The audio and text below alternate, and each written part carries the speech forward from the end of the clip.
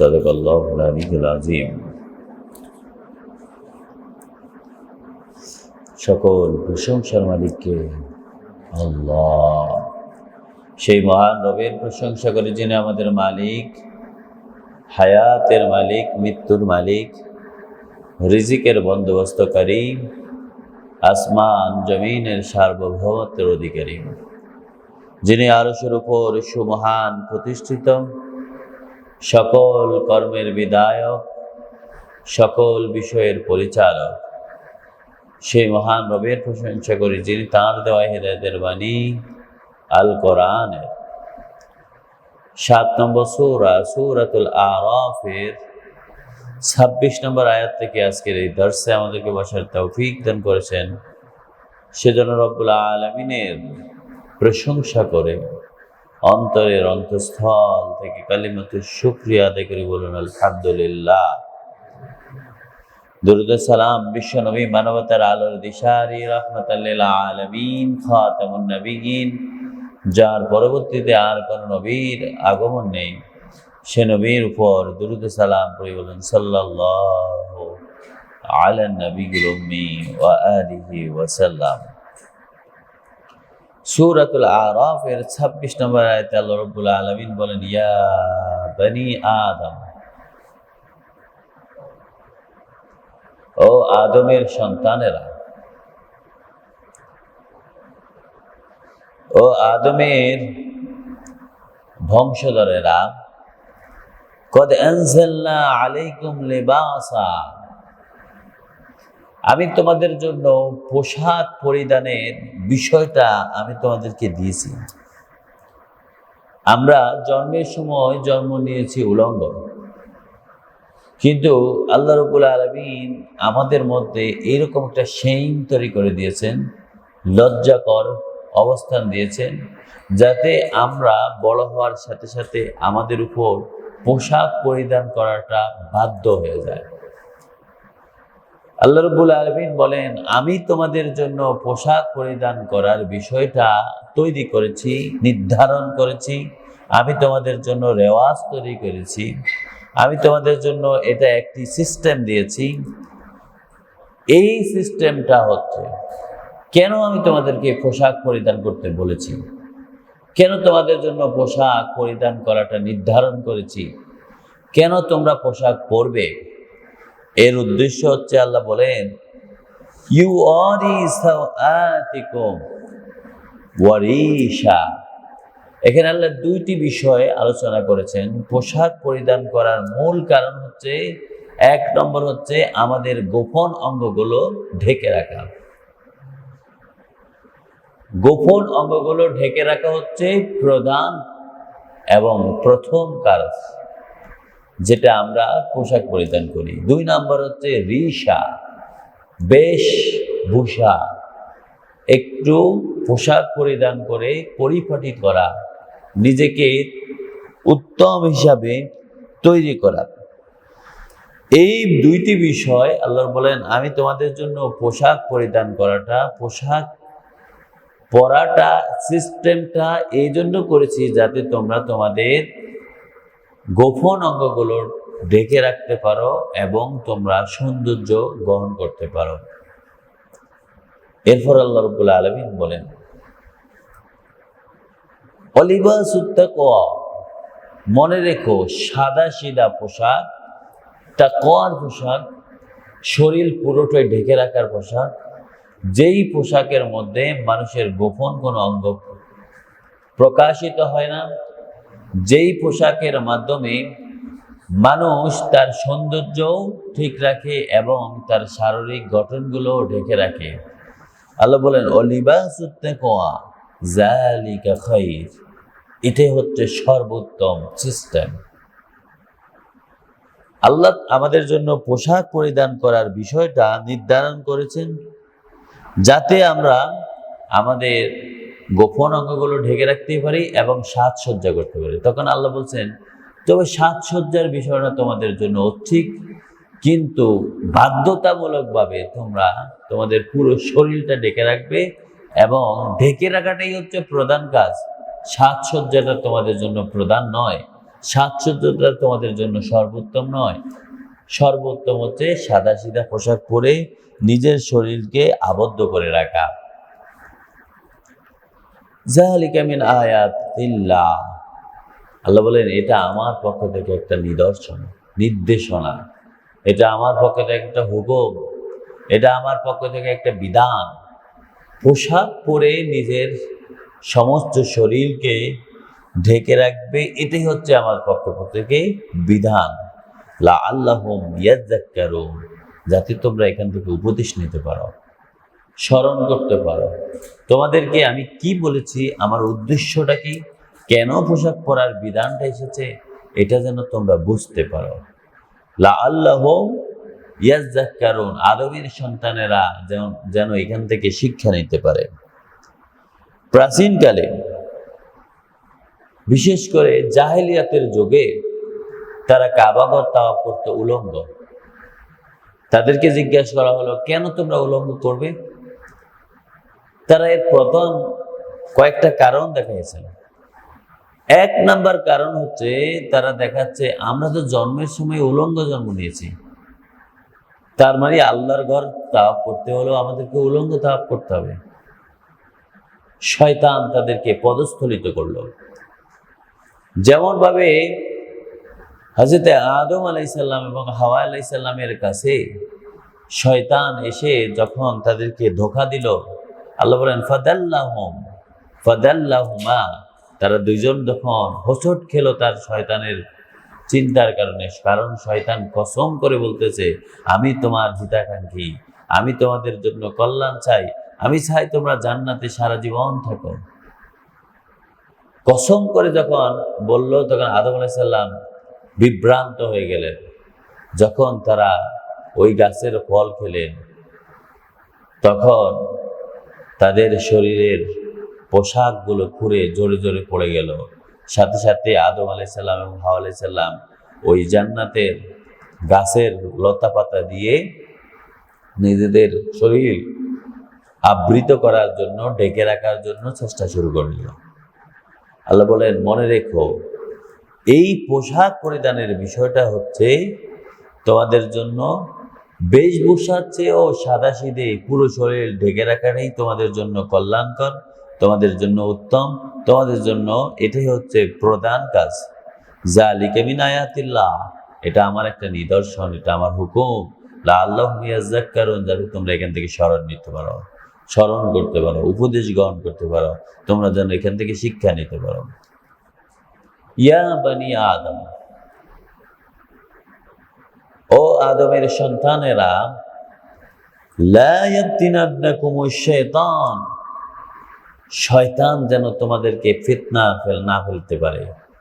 শয়তান যেন নতুন করে তোমাদের সামনে কোনো ধরনের এমন কোনো যুক্তি, এমন কোনো বিষয় নিয়ে না আসতে পারে যে বিষয়গুলো তোমাদের পদস্খলন ঘটাবে, তোমাদেরকে আল্লাহর রাস্তা থেকে সরাইয়া দিবে, তোমরা হোঁচট খাবে, তোমরা শয়তানের ধোঁকায় পড়বে। কামা আখরাজা আবওয়াইকুম, তোমাদের মনে নাই তোমাদের বাবা মা কিন্তু জান্নাতে ছিল, কিন্তু এই শয়তান তোমাদের বাবা মাকে সেখান থেকে বের করে নিয়েছে, মিনাল জান্নাত, ওই জান্নাত থেকে এই শয়তান তোমাদের পিতামাতা আদম এবং হাওয়া আলাইহিস সালামকে, তাদের দুইজনকে তার অযৌক্তিক চিন্তা ভাবনা দিয়ে তাদেরকে পরিচিত করে, তাদেরকে ধোঁকায় ফেলে, তাদেরকে মিথ্যা কসম করে, তাদেরকে যখন ওই গাছের ফল স্বাদ গ্রহণ করলো, তখন তারা সেখান থেকে জান্নাত থেকে বের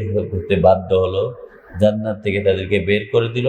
তোমাদের কি মনে নাই, শয়তান তোমাদের পিতামাতাকে যেমনভাবে ধোঁকা দিয়ে জান্নাত থেকে বের করে দিয়েছে, তেমনভাবে শয়তান যেন তোমাদেরকে নতুন কোনো ফিতনার মধ্যে নিক্ষেপ না করতে পারে, নতুন কোনো পরীক্ষার মধ্যে তোমাদেরকে নিক্ষেপ না করতে পারে। শয়তান যেন নতুন করে তোমাদেরকে পরিচিত না করতে পারে, ধোঁকায় না ফেলতে পারে, তোমাদেরকে প্রলুব্ধ না করতে পারে। ইয়ানজিউ আনহুমা লিবাসুহুমা লিওয়ারিয়াহুমা সাওআতিহিমা, আল্লাহ বলেন, শয়তান সেদিন তোমাদের পিতামাতাকে কেন ওই গাছের ফলটা খাওয়াইছে, 7টা দিয়েছে, তোমাদের কি মনে নাই? শয়তান চেয়েছে ইয়ানজিউআনুহুমা লিবাসুহুমা, যাতে তোমাদের পিতামাতার পোশাকগুলো খুলে পড়ে যায়, জোরে পড়ে যায়, তারা উলঙ্গ হয়ে যায়। শয়তানের ধোকার মূল কারণ হচ্ছে সে চায় মানুষ উলঙ্গ হোক, সে চায় মানুষ ছোট জামা পরুক, যে জামাতে তার শরীরের গোপন অঙ্গগুলো প্রকাশিত হয়।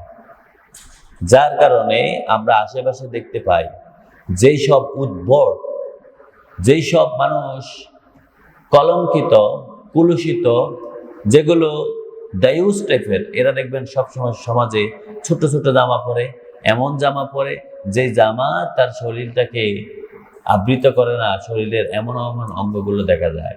যেই সব বিষয়গুলো তাদেরকে ঢেকে রাখার কথা বলেছে, তারা ওইগুলোই প্রকাশ করার জন্য পোশাক পরে।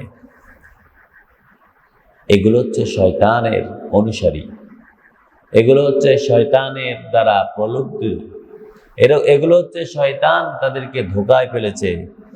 আর শয়তান যাদেরকে ধোকায় ফেলে তারা তো সরাসরি জাহান্নামের দিকে চলে যায়। শয়তানের সকল প্রচেষ্টা হচ্ছে মানুষের জামা কাপড় ছোট করে, মানুষকে উলঙ্গ করে দেওয়া, মানুষের জামা কাপড় খুলে ফেলা। ইন্নাহু ইয়ারাকুম হুয়া, আল্লাহ বলেন তোমাদের কি মনে নাই, শয়তান কিন্তু সবসময় তোমাদেরকে দেখতে পায়। আমরা যখন যেখানেই থাকি, আমরা দরজা বন্ধ করে যদি ওয়াশরুমের ভিতরে থাকেন, শয়তান সেখানে আমাদেরকে দেখতে পায়। এজন্য ওয়াশরুমে ঢোকার আগে অবশ্যই বিতাড়িত শয়তান থেকে আশ্রয় প্রার্থনা করে ওই ওয়াশরুমে যেতে হবে। আল্লাহুম্মা ইন্নী আউযু বিকা মিনাল খুবুসি ওয়াল খাবাইস, অপবিত্র জিন জাতি থেকে আল্লাহর কাছে আশ্রয় প্রার্থনা করে তারপরে ওয়াশরুমে ঢুকতে হবে, কারণ শয়তান আমাদেরকে সেখানেও ধোঁকা দিতে পারে। অকবিলুহু, শুধু শয়তানে তোমাদেরকে দেখে তা নয়, বরং শয়তানের জাতিরা, পুরো জিন জাতি থেকে যতগুলো শয়তান আছে সবগুলো তোমাদেরকে দেখতে পায়। মিন হাইসু লা ইয়ারাউনাহুম লা তারাউনাহুম, এমনকি তোমরা তাদেরকে দেখতে পাও না।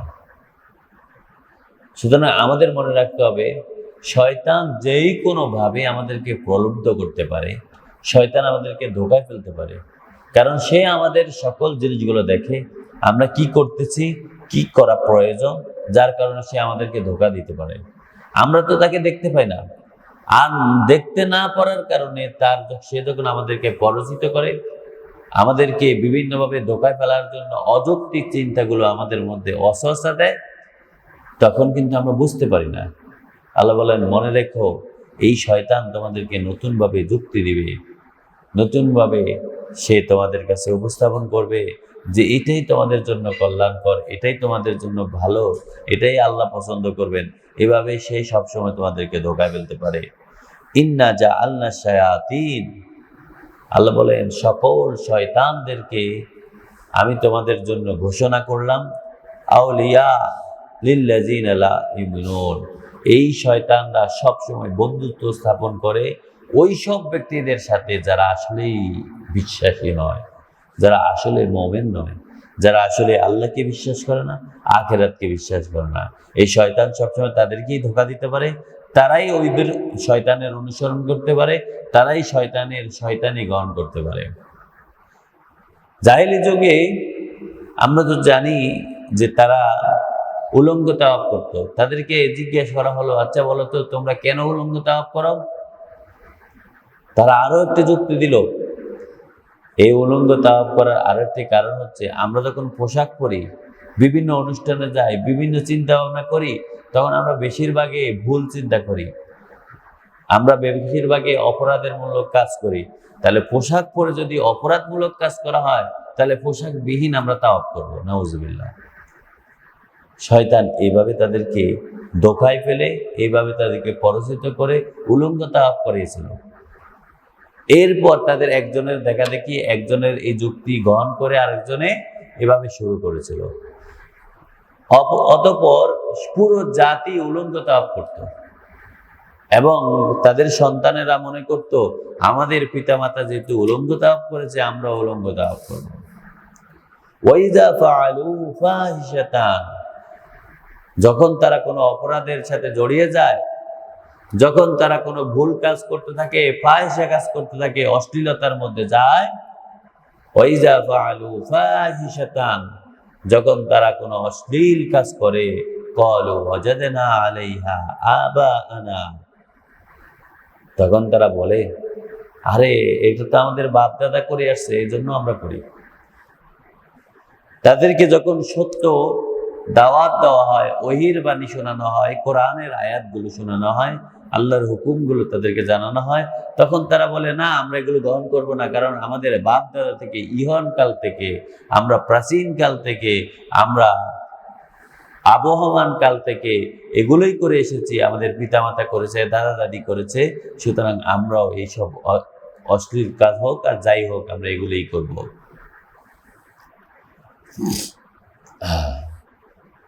শুধু তাই নয়, এই অপরাধীরা আবার বলতে থাকে, আল্লাহু আমারানা বিহা, আল্লাহ আমাদেরকে এগুলা করতে বলছেন। নাউজুবিল্লাহ। তারা তো অপরাধ করার পরেই নিজেরা অপরাধের উপর টিকে থাকার জন্য প্রথম দোষ দেয় তাদের বাবা মা এগুলো করেছে, সুতরাং তারাও করতেছে। 2 নম্বর হচ্ছে তারা আবার আল্লাহর উপর মিথ্যা আরোপ করে বলে যে আল্লাহ এগুলো আমাদেরকে আদেশ দিয়েছিল, যার কারণে আমরা আবহমান কাল থেকে এগুলো করে এসেছি। কুল, রাসূল, আপনি তাদেরকে বলেন, তাদেরকে যে বলতে থাকেন, ইন্নাল্লাহ লা ইয়া'মুরু বিল ফাহশা, মনে রেখো আল্লাহ কখনো কোনো অশ্লীল, কোনো অন্যায়, কোনো বেহাইপনা, কোনো বেলাল্লাপনা, এমন কোনো অপরাধকে আল্লাহ কখনো তোমাদের জন্য আদেশ করতে পারেন না। আল্লাহ কখনো কোনো মানুষকে অত্যাচার ও বেহাইপনা এবং অশ্লীলতার দিকে কখনো তাদেরকে আদেশ করেন না। আতাকুলুনা আলাল্লাহ মা লা তা'লামুন, আল্লাহ তাদেরকে জিজ্ঞেস করতেছেন, নাকি তোমরা না জেনে না বুঝে অন্যায়ভাবে আল্লাহর নামে কোনো মিথ্যা কথা প্রচার করতেছো? আতাকুলু, তোমরা কি এমন কথা বলতেছিল মা লা তা'লামুন, যেটা তোমরা নিজেরাই জানো না, যেমন মনে হয়েছে তেমন ভাবে বলতে শুরু করে দাও। যারা মিথ্যাবাদী, যারা বিভিন্ন অশ্লীল অন্যায় কাজ করতে থাকে, তাদের কাছে যখন নিষিদ্ধ, তাদেরকে যখন আল্লাহর নিষেধাজ্ঞা জানানো হয়, তখন তারা বিভিন্ন যুক্তি দিয়ে ওই অশ্লীল, ওই অন্যায়, ওই অবিচার, ওই ধরনের অপরাধ কাজ করার জন্য সকল সময় চেষ্টা করে। আল্লাহ বলেন, মনে রেখো আল্লাহ কখনো তোমাদেরকে কোনো ভুল কাজ করার জন্য আদেশ করেন নাই। কুল আমারা রাব্বি বিল কিসত, রাসূল বরং আপনি ঘোষণা করেন, আপনি তাদেরকে জানায় দেন, আল্লাহ রাব্বুল আলামিন আদেশ করেছেন, আমার রব আদেশ করেছেন, আমার রব সব সময় আদেশ করেন সত্য, ন্যায়নিষ্ঠ, যেটা মানুষের জন্য কল্যাণকর হয়, যেটা যথা উপযুক্ত, যেটা পুরো জাতির জন্য একটি অকল্যাণ থেকে রক্ষা করে। আল্লাহ রাব্বুল আলামিন সব সময় তারই আদেশ দেন। ওয়া আকিমু উজুহাকুম ইনদা কুল্লি মসজিদ, এরপর আল্লাহ বলেন, ইমানদাররা মনে রেখো, তোমরা যখন নামাজে দাঁড়াবে, তোমরা যখন সিজদায় অবনত হবে, তোমরা যখন আল্লাহ রাব্বুল আলামিনের জন্য ইবাদত করার মানসিকতা নিবে, তখন তোমরা সেটা মনোযোগ সহকারে, তোমরা তোমাদের মনোনিবেশটা পুরোপুরিভাবে তোমরা ইবাদতের মধ্যে দিয়ে দাও। আকিমু উজুহাকুম, তোমরা প্রতিষ্ঠিত করো তোমাদের নিজেদেরকে, তোমাদের চেহারাকে, তোমাদের দিগদর্শনকে, তোমাদের চিন্তাধারাকে, ইনদা কুল্লি মসজিদ, সকল সময়, সব সিজদাটাই তোমাদের জন্য প্রধান উদ্দেশ্য থাকে। যখন তোমরা নামাজে দাঁড়াবে, তখন তোমাদের বিভিন্ন চিন্তা আসতে পারে, তখন তোমরা চেষ্টা করবে সব সময় একমাত্র আল্লাহ রাব্বুল আলামিনের সিজদার উদ্দেশ্যেই তোমরা সালাতে দাঁড়াবে, মনোযোগটা পুরোপুরিভাবে সালাতের দিকে নিয়ে আসার চেষ্টা করবে। ওয়াদউ মুখলিসিনা লাহুদ্দিন, আর যখন আল্লাহকে ডাকবে মনের গহীন থেকে মনোনিবেশ করে একদম খালেস নিয়তে আল্লাহ রাব্বুল আলামিনকে তোমরা আহ্বান করবে। কামা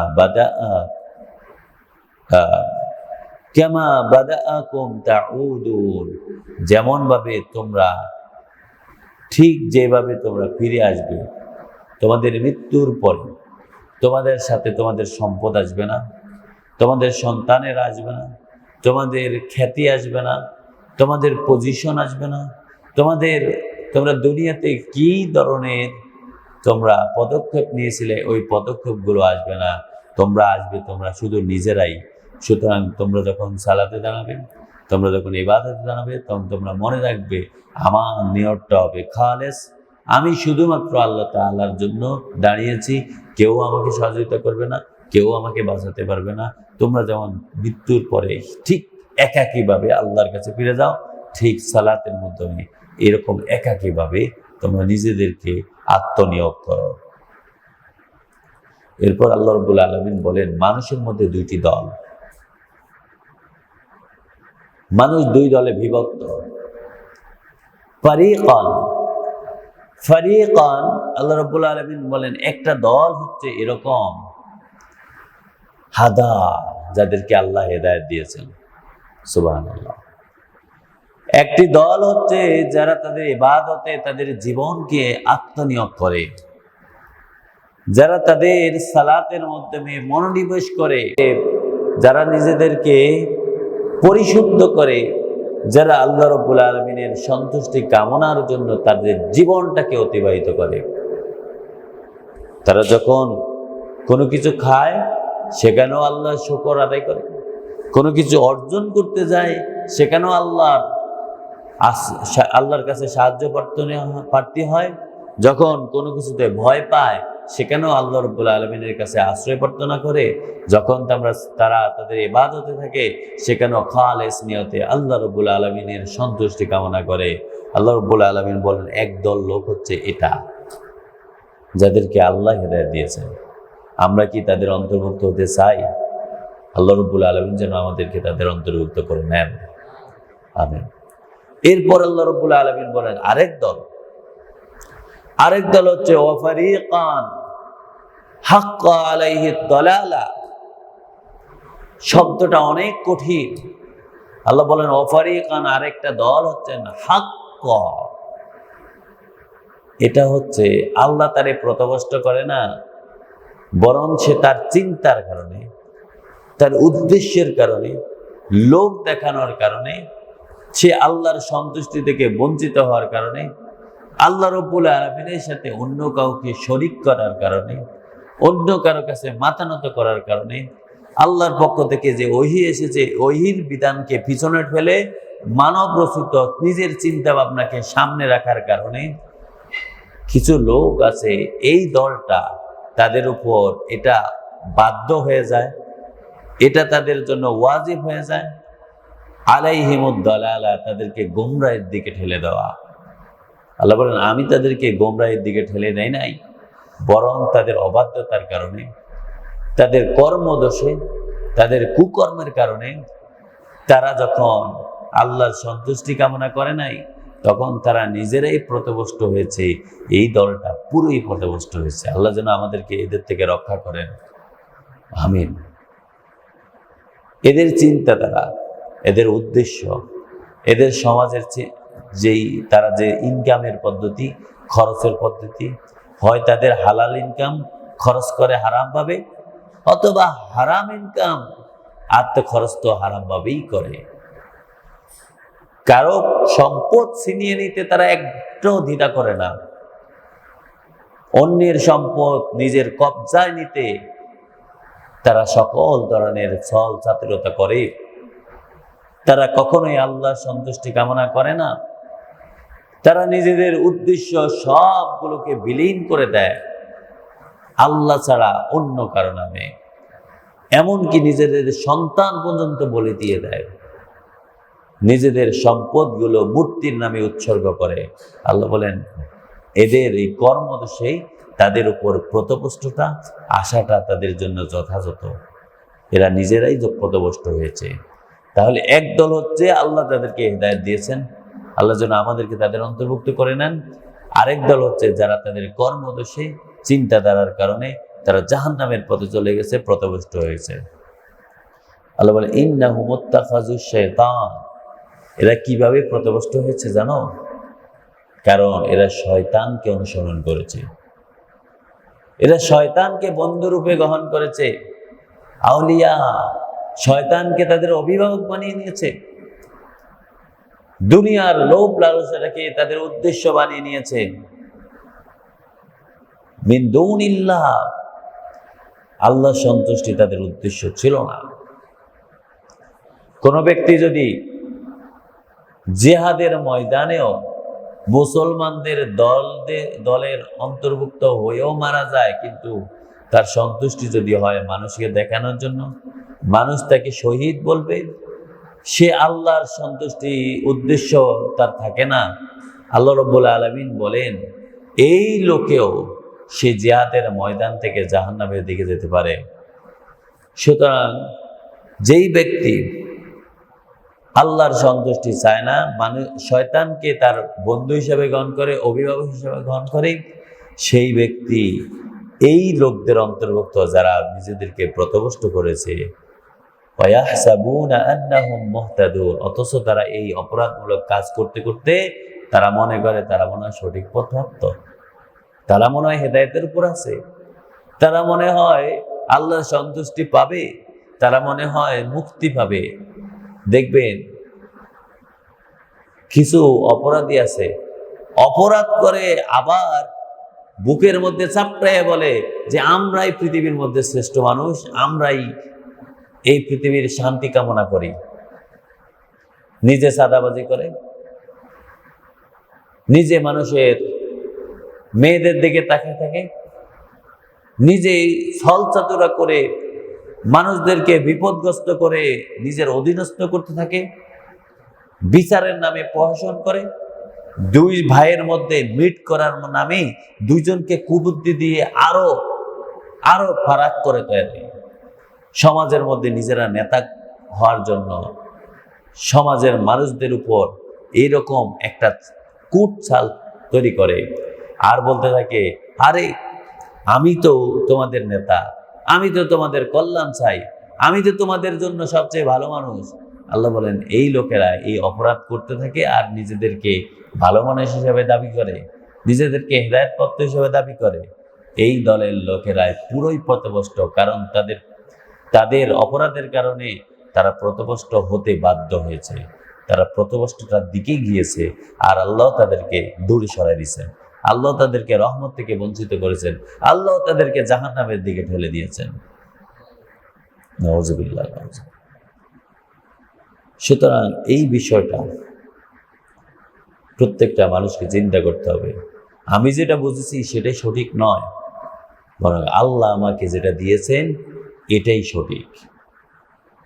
আমি সমাজের জন্য যে সিস্টেমটা জানি এই সিস্টেমটা সঠিক নয়, বরং আল্লাহ আমাকে যে সিস্টেম দিয়েছেন, হেদায়েতের রাস্তা দিয়েছেন, আল্লাহ আমাকে এই পৃথিবী পরিচালনা করার জন্য যে আদেশ করেছেন এই আদেশ হচ্ছে আমাদের একমাত্র গ্রহণীয়।